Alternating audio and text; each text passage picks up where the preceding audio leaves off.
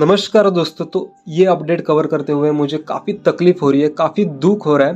Because जब मैं किसी बॉडी बिल्डर के मसल्स के बारे में कहता हूँ, कंपेयर करता हूँ, देन मैं उनको क्रिटिसाइज कभी नहीं करता। Because it's a game of comparison. Stage पे भी कंपैरिजन करते हैं जज और उसी के बेसिस पे विनर डिसाइड होता है। बट गाइज जो हादसा नीक वॉकर के साथ हुआ है, I'm just stuck, I'm just blank what to say।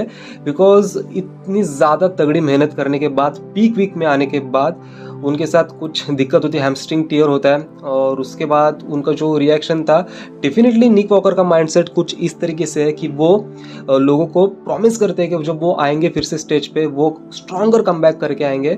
But guys almost 2-3 दिन बचे थे स्टेज पे स्टेप करने के लिए और उनके साथ ये हादसा हुआ है। मेरी मेंटल स्टेट छोड़ो, उनकी मेंटल स्टेट के बारे में आप सोचो कि वो कितना सफ़र कर रहे होंगे, कितना दुख उनको हो रहा होगा। बिकॉज उनके सारे दोस्त बॉडी बिल्डर्स, उनके कलीग्स कम्पीट कर रहे स्टेज पे और वो होल वीकेंड वहाँ पे रहने वाले अपने एचडी मसल के बूथ पे।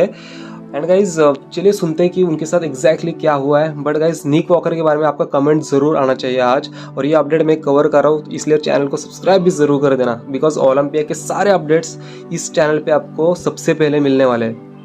सो guys I am gonna tell what exactly happened with Nick Walker. तो गाइज इस होटल रूम पे आने के पहले, मतलब ओलंपिया के वेन्यू पे जब वो आए उसके पहले ही उन्होंने एक वर्कआउट किया था और उसी में उनके हैमस्ट्रिंग को टीयर हो गया था। एक स्मॉल टीयर कह सकते हो आप।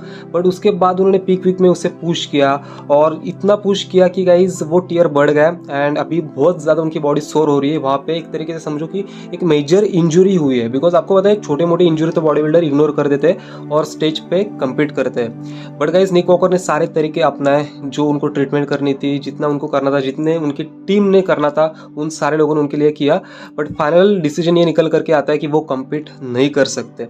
और गाइज यहीं पे उन्होंने जिम मैनन को भी कॉन्टैक्ट किया था। निक वॉकर कहते हैं कि उन्होंने उनको इतना ज़्यादा सपोर्ट किया था। बिकॉज आपको पता है एक बॉडी बिल्डर कॉन्ट्रैक्ट साइन करता है ओलंपिया खेलने के लिए और वो भी एक ट्रस्ट की बात होती है, राइट। बिकॉज जब बिगर बॉडी बिल्डर्स आते हैं, जब एक रेप्यूटेड बॉडी बिल्डर कम्पीट करता है ओलंपिया में और सडनली वो अनाउंस करता है कि वो कम्पीट नहीं करेगा, देन वो निक वॉकर और जिम मैनन के बीच के रिलेशन का भी हिस्सा होता है। और फिर भी जिम मैनन ने उनको काफ़ी सपोर्ट किया और ऊपर से उन्होंने कहा अगर आपको किसी भी चीज़ की ज़रूरत होती है देन आप हमें कॉन्टैक्ट कर सकते हो, आपकी हीलिंग आपकी फर्स्ट प्रायोरिटी होनी चाहिए।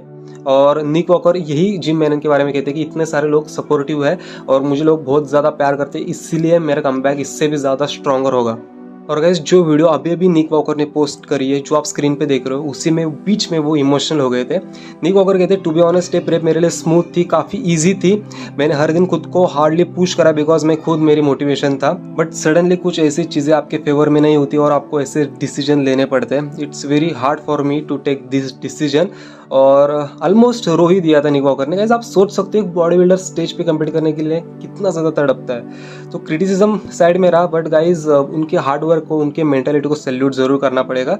बिकॉज कोई भी एथलीट हो, चाहे वो टॉप 16 में है, टॉप 10 में है या फिर 16 से बाहर है, गाइज वो मेहनत करके वर्ल्ड के सबसे बेस्ट लाइनअप में खड़ा होता है और उसके पीछे बहुत ज़्यादा अनसीन मेहनत होती है, अनसीन हार्डवर्क होता है जो कि हम लोगों तक कभी नहीं पहुँचता। और इसीलिए गाइज सब बॉडी बिल्डर्स को रिस्पेक्ट करना चाहिए, चाहे कोई बॉडी बिल्डर आरोगेंट भी हो, बट वो मेहनत करता है और इसीलिए वो बिगर लेवल पे कम्पीट करता है। एंड वीडियो के एंडिंग में वो अपने गर्लफ्रेंड को, अपने लाइफ पार्टनर को और सारे फैंस को थैंक्स कहते हैं कि वो सारे लोग उनके सपोर्ट में खड़े रहते हैं हमेशा।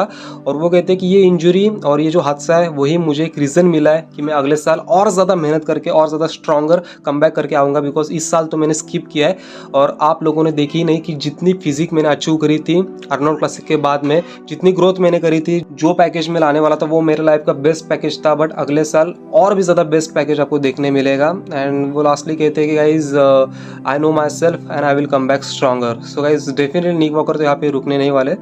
तो गाइज यही रीज़न था निक वॉकर का, इस साल वो कम्पीट करने नहीं वाले। तो एक प्लेस तो बाकी के बॉडी बिल्डर को रिप्लेस कर जाएगी। सो गाइज आपको क्या लगता है इस साल अगर निक वॉकर कम्पीट करते देन वो टॉप 3 में आते, टॉप 2 में आते या फिर डायरेक्टली ओलंपिया जीतते? Definitely let me know in the comment section और उनके लिए प्यार भी गाइज बरसाना कमेंट सेक्शन में।